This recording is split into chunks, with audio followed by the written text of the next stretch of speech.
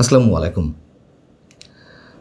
পশ্চিমবঙ্গে শুভেন্দু অধিকারীর নেতৃত্বে নরেন্দ্র মোদীর বিজেপি সরকার গঠন করায় আওয়ামী লীগের সভানেত্রী এবং সাবেক প্রধানমন্ত্রী শেখ হাসিনা একটি বিবৃতি দিয়েছেন। হয়তো এটি খুব স্বাভাবিক ঘটনা, কিন্তু তার এই বিবৃতি নিয়ে এখন বাংলাদেশের বিভিন্ন রাজনৈতিক মহলে যেমন তুমুল আলোচনা চলছে, তেমনি ভারতের বিভিন্ন গণমাধ্যমে, নেতৃস্থানীয় গণমাধ্যমে এটি যথেষ্ট গুরুত্বের সাথে প্রকাশ হয়েছে এই বিবৃতিটি। এবং কেন এই ধরনের একটি বিবৃতি শেখ হাসিনার পক্ষ থেকে অভিনন্দন বার্তার নামে দেয়া হলো, ভিতরের শব্দগুলোতে আসলে কী মিন করা হচ্ছে তা নিয়ে ব্যবচ্ছেদ করা হয়েছে, নানান ধরনের বিশ্লেষণ উঠে এসেছে। অনেকেই সমীকরণ মেলাতে চেষ্টা করছেন যে শুভেন্দু অধিকারী নেতৃত্বে বিজেপি সরকার গঠন করায় আওয়ামী লীগের রাজনৈতিক ভবিষ্যৎ বিশেষ কোনো ইঙ্গিত দিচ্ছে কিনা। আমাদের বিশ্লেষণের কোনো প্রয়োজন নেই। আমি শুধু ভারতের মূলধারার কয়েকটি গণমাধ্যমের বিশ্লেষণগুলো ছোট করে আপনাদের সামনে তুলে ধরতে চাই। Times of India, the Statesman, NDTV, Anandabazar, এই সময়, সংবাদ প্রতিদিন, বিভিন্ন ধরনের গণমাধ্যমে নানানভাবে বিশ্লেষণ তুলে ধরা হয়েছে শেখ হাসিনার এই স্টেটমেন্টটি নিয়ে। তার আগে ছোট্ট করে জানাই যে শেখ হাসিনা শুক্রবার যে বিবৃতিটি দিয়েছিলেন তার মধ্যে মূল কথাটি কী ছিল। সেখানে বলা হচ্ছে যে বিধানসভার ভোটে জয়ী হওয়ায় এবং পশ্চিমবঙ্গের মুখ্যমন্ত্রী হিসেবে শপথ নেওয়ায় আমি ব্যক্তিগতভাবে এবং বাংলাদেশের জনগণের পক্ষে শুভেন্দু অধিকারীকে অভিনন্দন ও শুভেচ্ছা জানাচ্ছি। এই হচ্ছে মূল কথা। এর বাইরে গতানুগতিক যেসব কথাবার্তা থাকে, পশ্চিমবঙ্গ বাংলাদেশের সীমান্ত লাগোয়া রাজ্য, পশ্চিমবঙ্গের সাথে বাংলাদেশের মানুষের যে অভিন্ন সংস্কৃতি, শিল্প সাহিত্য, যে সম্পর্ক, সেইখান থেকে বাংলাদেশ এবং ভারত সামনের দিনগুলোতে রাজনৈতিক অর্থনৈতিকভাবে আরও অনেক দূর এগিয়ে যাবে, সম্পর্ক আরও গভীর হবে, ইত্যাদি ইত্যাদি অনেক কথা রয়েছে। এখন তার এই বিবৃতিটি আমরা বিশ্লেষণ না করলেও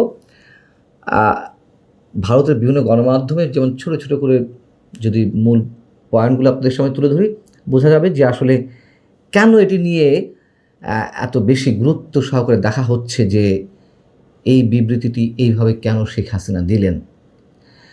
প্রথমে যদি বলি জি নিউজের কথা।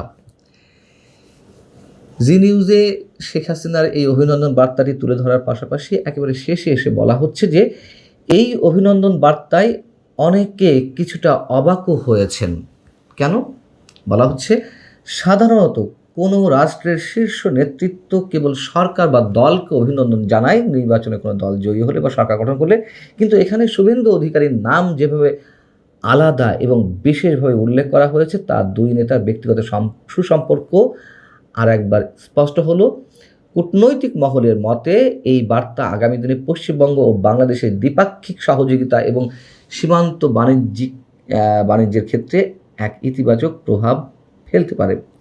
কিন্তু এটি এখানে বলা হয়নি যে শেখ হাসিনা তো এখন আর প্রধানমন্ত্রী নেই বাংলাদেশের। তার এই বিবৃতির উপরে পশ্চিমবঙ্গ এবং বাংলাদেশের সম্পর্কের উন্নয়নের বিষয়টি এত জোরালোভাবে তুলে ধরা হচ্ছে কেন।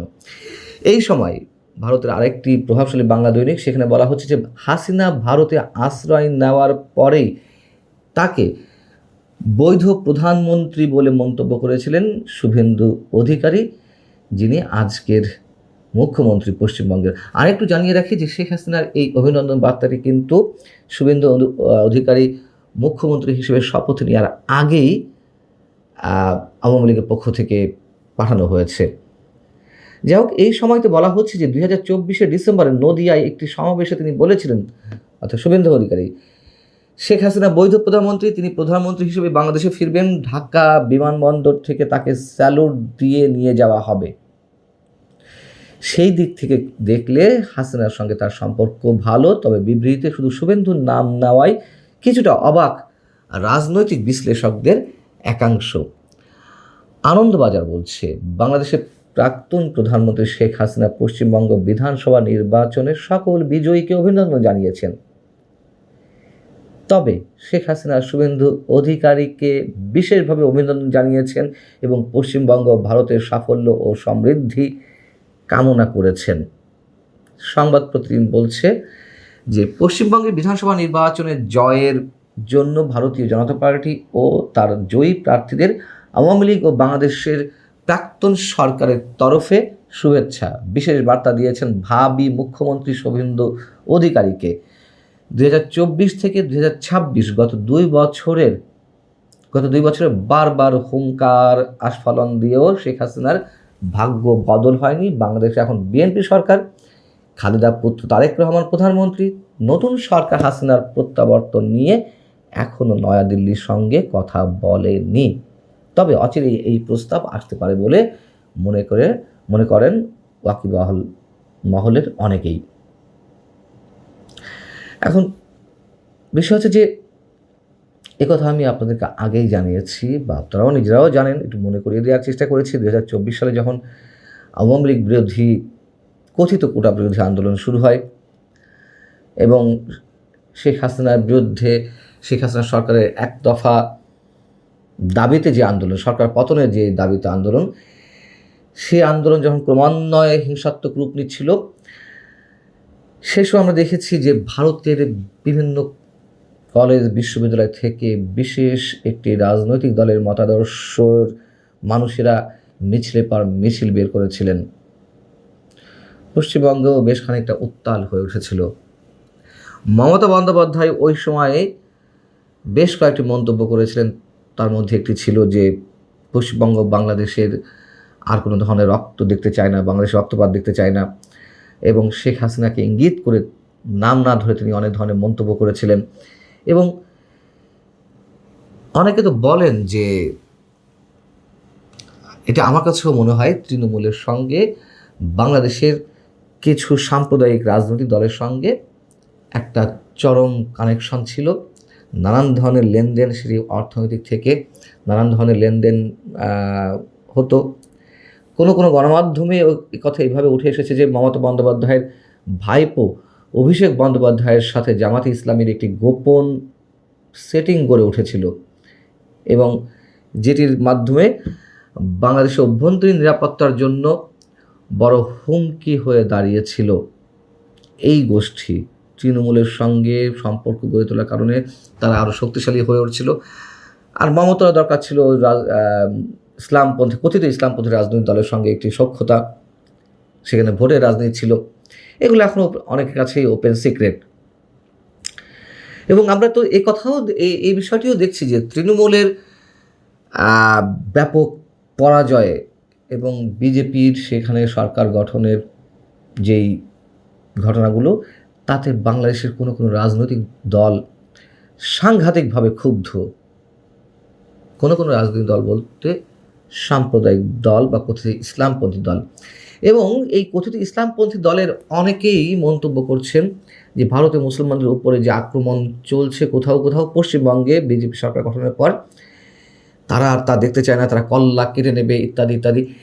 মুসলমানদের উপর আক্রমণ চলছে, সেখানকার সংখ্যালঘুদের উপর আক্রমণ চলছে, এটি আমরাও তীব্র প্রতিবাদ জানাই। যখন বাংলাদেশে হিন্দুদের উপর আক্রমণ চালানো হয়, সেটি যেমন আমরা কোনোভাবে সমর্থন করতে পারি না, ঠিক একইভাবে মুসলমানদের উপর যে আক্রমণ চলছে সেটি আমরা সমর্থন করতে পারি না।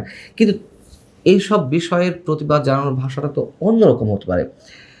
এনসিপি যে নেতারা, সাবেক ছাত্র সমন্বয়ক থাকা অবস্থায় তারা যে হুঙ্কার হুঁশিয়ারি ছাড়ছিল যে 7 সিস্টার দখল করে নেবে, নরেন্দ্র মোদীকে টেনে হিচড়ে নামিয়ে দেওয়া হবে, মানে অর্বাচীনের মতন কথাবার্তা, এখন আবার সেই ধরনের কথাবার্তা আমরা শুনতে যাচ্ছি বিশেষ একটি রাজনৈতিক গোষ্ঠীর পক্ষ থেকে। এবং এই বিষয়গুলো নিশ্চয়ই আমাদের জন্য ভালো নয়। আর মূল যে বিষয়টি সেটি হচ্ছে যে অনেক বিশেষজ্ঞ, অনেক বোদ্ধা বলার চেষ্টা করছেন পশ্চিমবঙ্গে বিজেপি সরকার গঠন করাতে বা নিরঙ্কুশ সংখ্যাগরিষ্ঠতা অর্জনের মাধ্যমে বাংলাদেশ ভারতের রাজনীতিতে কোনো প্রভাব পড়বে না। কিন্তু আমি মনে করি প্রভাব অবশ্যই পড়বে, নানান দিক থেকে পড়বে। সেটি যেমন অর্থনৈতিক দিক থেকে বাণিজ্যিক দিক থেকেও বলা যায়, কারণ এইগুলো সবই রাজনীতিকে কেন্দ্র করে। আমার মনে হয় অনেক ধরনের খেলা বাকি রয়েছে। এবং আবার যারা বলেন মানে আওয়ামীপন্থী যারা, যে তারা আবার বেজায় খুশি মমতা বন্দ্যোপাধ্যায় হেরে যাওয়াতে, কিন্তু এতটা উচ্ছ্বাসেরও খুব বেশি জোরালো কারণ নেই। একটা পরিবর্তন হতে পারে, নতুন সমীকরণ তৈরি হতে পারে, তবে তার জন্য সময় লাগতে পারে। এখন শুভেন্দু অধিকারী আগে মন্তব্য করেছেন যে শেখ হাসিনা বৈধ প্রধানমন্ত্রী, তিনি বাংলাদেশে বীরের বেশে যাবেন। এটি মনে করার কারণ নেই যে তিনি মুখ্যমন্ত্রী হওয়ার পরে একেবারে আওয়ামী লীগ রাতারাতি খুব বেশি সংগঠিত হয়ে গেল, একেবারে রাতারাতি রাজপথে ফিরে এলো। এটি মনে করার কোনো কারণ নেই। তবে আওয়ামী লীগের জন্য ইতিবাচক কিছু বয়ে নিয়ে আসতে পারে। অনেকে বলেন যে কেন্দ্রে তো বিজেপি সরকার রয়েছে, সেই বিজেপির সরকারের এই অংশ এখন পশ্চিমবঙ্গ সরকার হতে পারে। কিন্তু যেহেতু পশ্চিমবঙ্গে একেবারে আমাদের সীমান্ত লাগোয়া রাজ্য, বিস্তর এলাকা নিয়ে আমাদের সীমান্ত, সেই জায়গা থেকে অবশ্যই তার একটি প্রভাব বাংলাদেশের অভ্যন্তর রাজনীতিতে পড়তেই পারে।